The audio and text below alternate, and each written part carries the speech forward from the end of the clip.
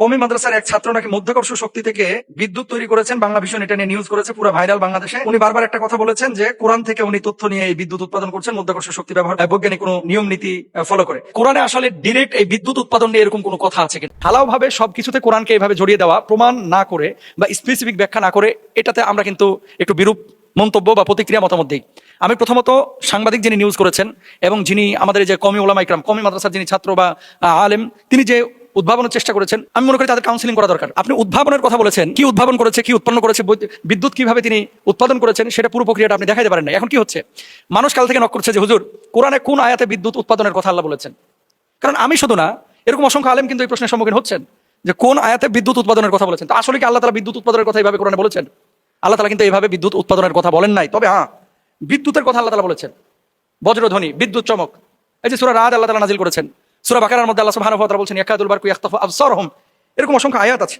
তারপর দেখেন সূরা রাদ আল্লাহ বলছেন হুয়াল্লাযী ইউরিকুমুল বারকা খাওফান ওয়া তামআ ওয়া ইউনশিউস সাহাবা সিকাল। এটা আল্লাহ সুবহানাহু ওয়া তাআলা বলেছেন। এখন তিনি তোমাদেরকে বিদ্যুৎ চমক দেখান, ভয় ও আশার সঞ্চার করে, এবং তিনি ভারী মেঘমালা তৈরি করেন। সূরা রাদের 13 নম্বর আয়াতে, 12 নম্বর আয়াতে আল্লাহ এটা বলেছেন। এরপর 13 নম্বর আয়াতে বলছেন কি ওয়ায়ুরসিলুস সাওয়াইকা ফায়ুসিবু বিহা মান ইয়াশা। আর তিনি বজ্রপাত প্রেরণ করেন অথবা যাকে ইচ্ছা তা দ্বারা আঘাত করেন। বিদ্যুৎ কিভাবে তৈরি হয়? বিদ্যুৎ তৈরি হয় যে প্রক্রিয়ায় আপনারা যারা সায়েন্সের স্টুডেন্ট আপনারা পড়েছেন, আমি নিজেও সায়েন্সের স্টুডেন্ট ছিলাম যখন মাদ্রাসায় পড়তাম, দাখিল আলেম দিয়েছিলাম।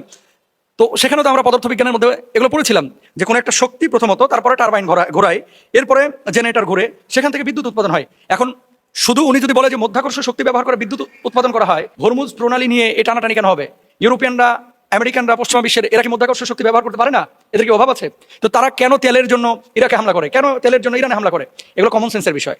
আসলে মধ্যাকর্ষণ শক্তি এক কথায় এভাবে বলে দিলে মানুষ বিভ্রান্ত হয়। এজন্য বলবো যে অল্প বিদ্যা ভয়ঙ্করী।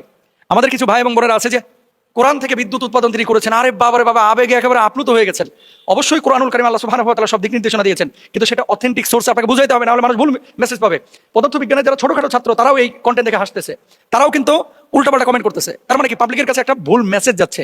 আমি সাংবাদিক ভাইকে বলবো যে আপনারা যারা সাংবাদিকতা করেন, এই যে রিকোয়েস্ট হচ্ছে যে কোনো তথ্য যখন পেশ করবেন একটু ডিটেল পেশ করেন। ও একটা যন্ত্র, ওই টেনিস বল পেঁচানোর মতো একটা বস্তু নিয়ে বসে আছে, যন্ত্র নিয়ে বসে আছে, আপনি দেখাইলেন যে কোরআনের থিওরি ব্যবহার করে তিনি বিদ্যুৎ উৎপাদন করেছেন। তো এটা নিয়ে এখানে যে তথ্যগুলো দেওয়া হচ্ছে তাকে কাউন্সিলিং করা উচিত, যে স্পেসিফিক তথ্য এবং না দেখানো পর্যন্ত মানুষজন এখানে বিভ্রান্ত হয় এবং কোরআনকে খাটো করা হয়, ছোট করা হয়, যদি আপনি স্পেসিফিক না দেখাতে পারেন। আপনি বলছেন কোরআন নিয়ে রিসার্চ করে আপনি বের করেছেন, তো কোরআনে তো আল্লাহ বিদ্যুতের কথা বলেছেন, বিদ্যুৎ উৎপাদন প্রক্রিয়াটা আপনি কিভাবে করলেন সেটা আপনার দেখানো উচিত ছিল।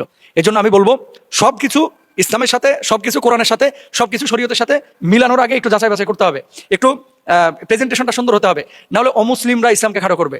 যারা জ্ঞানী গুণী আছে তারা আপনার কথা শুনে হাসবে, আপনাকেও কিন্তু কি করবে, তুচ্ছ তাচ্ছিল্য করবে। আল্লাহ আমাদেরকে বোঝার তৌফিক দান করুক, আমিন।